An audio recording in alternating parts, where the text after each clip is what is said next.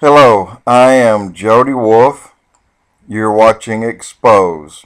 Today, August 8, 2010, 8:45 p.m. in Birmingham, Alabama. I did my first YouTube blog yesterday, got it on last night, and I started out um, with my first topic was Israel, and I said something to the effect that Israel didn't need us. Well, I was wrong. What I meant by that was, in all honesty, we do need Israel more than they need us, simply because when we turn our backs on Israel, we're going to be punished for it. And I'm not talking about just America. I'm talking about every country on earth. Every person that knows the Bible also knows that God says, "He who stands with my people, I'll remember."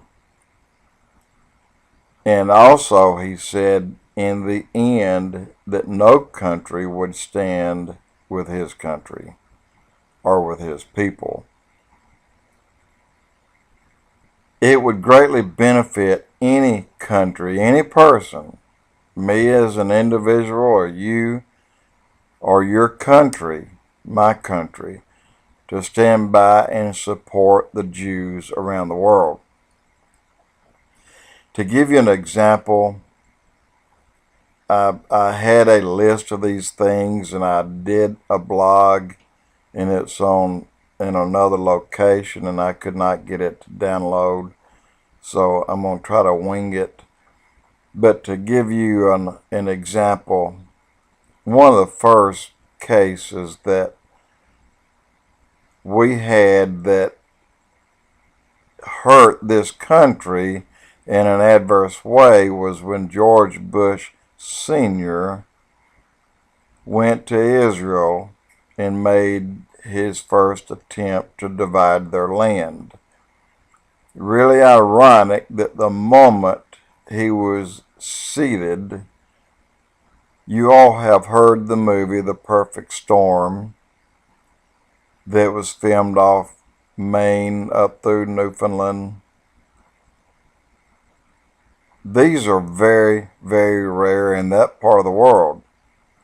But guess whose home in Kennebunkport, Maine it took? George Bush Sr.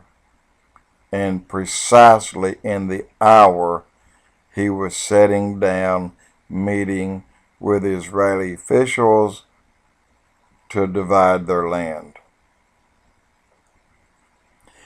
Now, this similar incident took place with other presidents, with Jimmy Carter. It took place with Bill Clinton. It took place with George Bush Jr. Every time we had a storm or we had severe weather in our country or we had hurricanes that hit us, and the last major one was Katrina. That's right, Katrina devastated New Orleans while our government was in, I don't know if they were meeting in Washington or if they were meeting in another country. But we were talking about, discussing with them how to divide up their land for peace. Every time that we do this, we get hurt because God is telling us in a loud voice, do not divide the land that I gave to my chosen people. Do not. And it will not get divided I admit bits and pieces were taken away.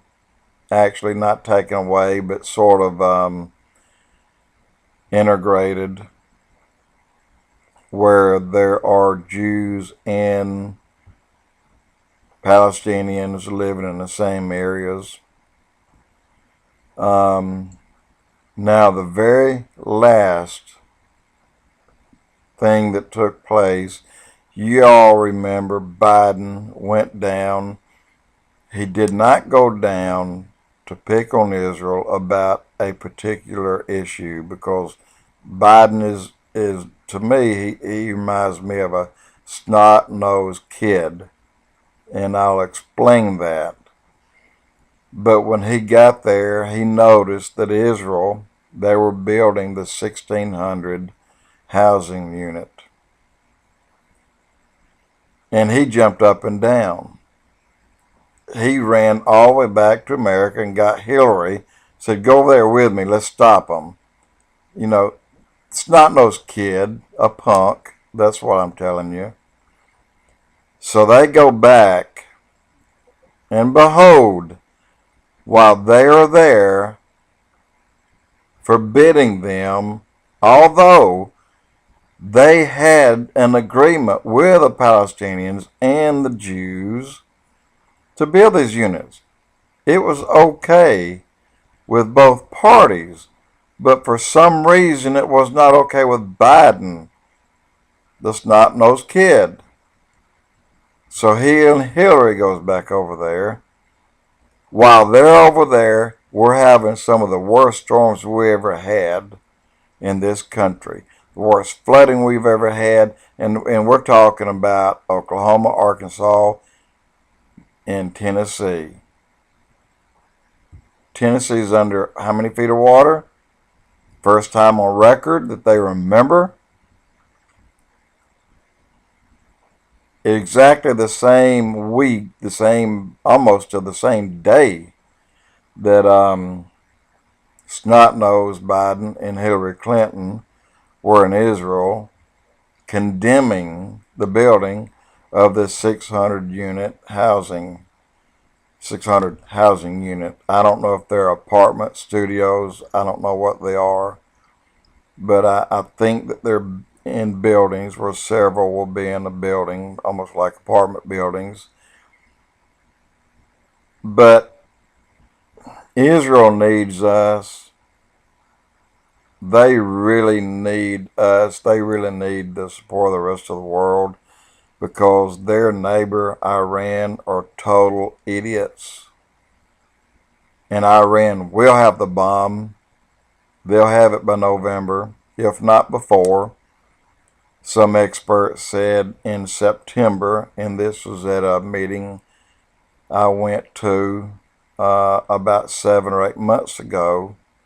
They said September of 2010, and they were Jewish officials. In any case, we're going to sit back and not do anything. Saudi Arabia won't do anything. Kuwait won't do anything. Syria won't do anything. But they all know, and they're all terrified of Iran.